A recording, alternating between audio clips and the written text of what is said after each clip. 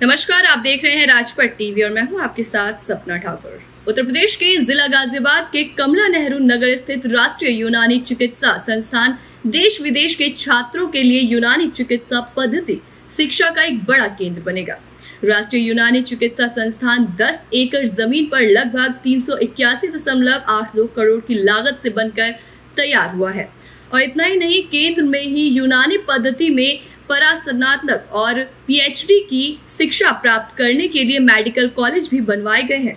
संस्थान के प्रोफेसर जुल्फिकार ने बताया कि एलोपैथिक और होम्योपैथिक मेडिसिन की तरह ही यूनानी चिकित्सा के माध्यम से सामान्य और जटिल रोगों के उपचार के लिए ओपीडी चालू कर दी गई है। यहाँ प्रतिदिन लगभग 800 से 1100 तक मरीज पर 6 डॉक्टरों की निगरानी में मरीजों का इलाज किया जा रहा है। तो इस चिकित्सा केंद्र में 50 करोड़ की लागत से विशेष अत्याधुनिक लैब का भी निर्माण किया गया है। शिक्षा और शोध के लिए research Indian council for culture relations के तहत विदेशी छात्रों को रिसर्च स्कॉलरशिप भी प्रदान की जाएगी। रिसर्च के लिए एनिमल हाउस, डॉक्टरों और कर्मचारियों के लिए आवास, पुरुष और महिला विद्यार्थियों के लिए अलग से छात्रावास भी बनाए गए हैं। सरकार द्वारा जब पूर्ण रूप से यह अस्पताल संस्थान को हैंडओवर हो जाएगा, तब आईएमडी भी चालू होगी और दूर दराज से जो लोग इलाज के लिए आ रहे हैं, वही कई प्रकार की सुविधाओं का भी वो लाभ ले सकेंगे। ध्यान रहे कि मरीजों के लिए पर्ची 1 बजे तक ही बनती है।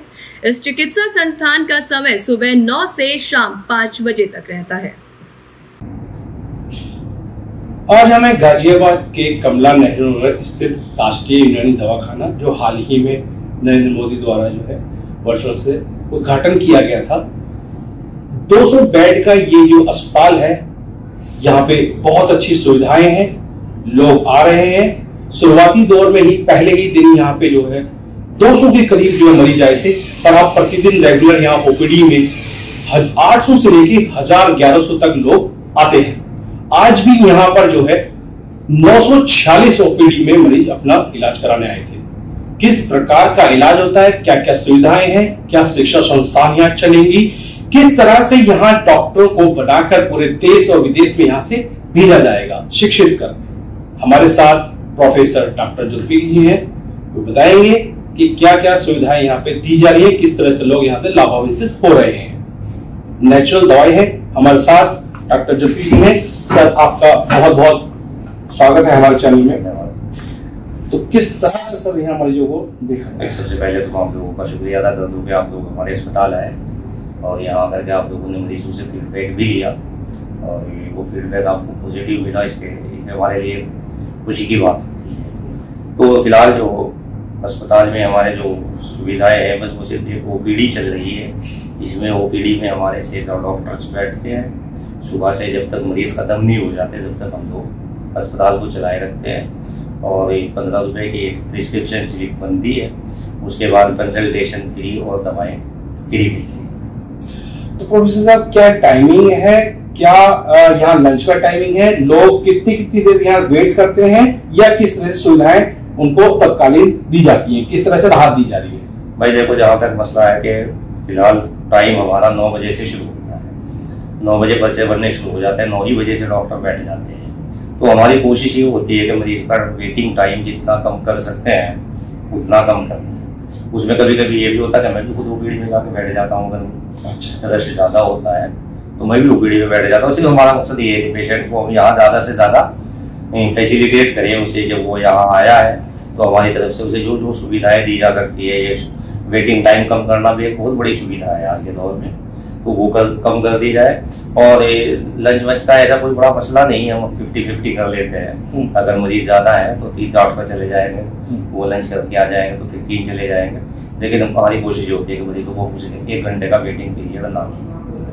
क्या इस संस्थान में अभी आप बता रहे थे कि 6 डॉक्टर बना हुआ है, बस जैसे ही वो शुरू हो जाएगा, बिल्डिंग हैंडओवर होगी, आईपीडी शुरू हो जाएगी, ओटी शुरू हो जाएगा, ये लेबर रूम शुरू हो जाएगा, तो ये भी एक बड़ी फैसिलिटी होगी गाजियाबाद के लिए। यानी कि हम मान के चले कि जिला गाजियाबाद अस्पताल और जो संयुक्त अस्पताल यहाँ पे सुविधाएं दे रहा है मरीजों को, वो सारी सुविधाएं जो है मरीज को यहाँ पे आने वाले भविष्य जल्दी दिनों में देखने को मिल सकती है। वो उससे ज्यादा सुविधाएं होंगी, क्योंकि हमारे यहाँ जो लेबोरेटरी फैसिलिटी है वो डिस्ट्रिक्ट हॉस्पिटल से ज़्यादा बड़ी तो होगी।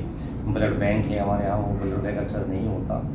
इसके अलावा रेडियोलॉजी और सीरोलॉजी के जो बायोकेमिस्ट्री के टेस्टिंग वो भी यहाँ वहाँ के मुकाबले में ज़्यादा होगा। क्योंकि मैं बता रहा हूँ ना आपको कि यहाँ पैथोलॉजी डिपार्टमेंट होगा, तो पैथोलॉजी डिपार्टमेंट सारा पैथोलॉजी का काम करेगा, तो वो जाहिर है कि उससे ज़्यादा आ जाती है। वहाँ खाली लैब होती है, यहाँ एडवांस किस्म की लैब। एक बार मैं चाहता हूँ कि आप हमारे जो दर्शक ये सब देख रहे हैं या देखेंगे, इनके लिए जितनी भी सुविधाएं मशीनों की वो आप एक बार बता दें। देखिए मशीनों की जो सुविधा है सबसे बड़ी है, देखिए अल्ट्रासाउंड यहाँ होगा, एक्सरे यहाँ होगा, MRI अभी नहीं लेकिन हो जाएगा, और इसके अलावा जो पैथोलॉजी लैब यहाँ होगी, सीरोलॉजी लैब यहाँ होगी, माइक्रोबायोलॉजी लैब यहाँ होगी।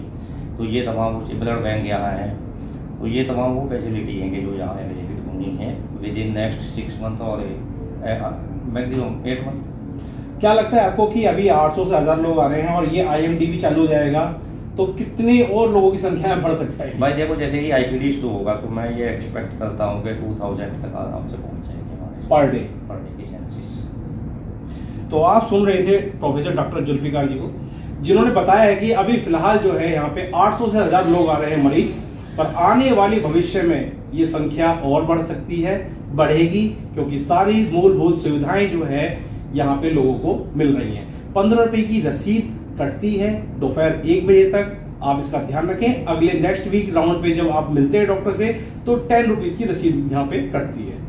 ये सब मूलभूत सुविधाएं आप ही के लिए हैं। मैं इंद्रेश कुमार शर्मा, राजपथ टीवी, सबसे पहले भारत।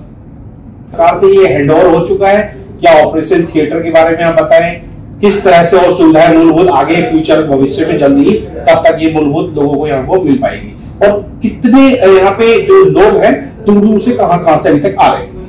देखो ये बेसिकली एकेडमिक इंस्टीट्यूशन है, तो एकेडमिक इंस्टीट्यूशन में जब एकेडमिक एक्टिविटी शुरू होती है तो उसके बाद ही उसे फुली फंक्शनिंग कहा जाता है। तो हमारी जो कोशिश है वो ये है कि 2024 का जो बैच आएगा उसमें यहाँ एडमिशन होगा। अच्छा, जब वो एकेडमिक इंस्टीट्यूशंस में जो हॉस्पिटल का जो मैक्सिमम वर्क वो एकेडमिशियन करते हैं, जो PG आते हैं, जो सीखने वाले लड़के आते हैं वो मैक्सिमम काम करते हैं PG का। तो अब चूंकि फिलहाल अभी शुरू नहीं हो पाया इसलिए वो IPD अभी स्टार्ट नहीं हो पाई। जब ये शुरू हो जाएगा तो करीब करीब 30 डॉक्टर अवेलेबल होंगे और वो 30 के 30 स्पेशलिस्ट होंगे।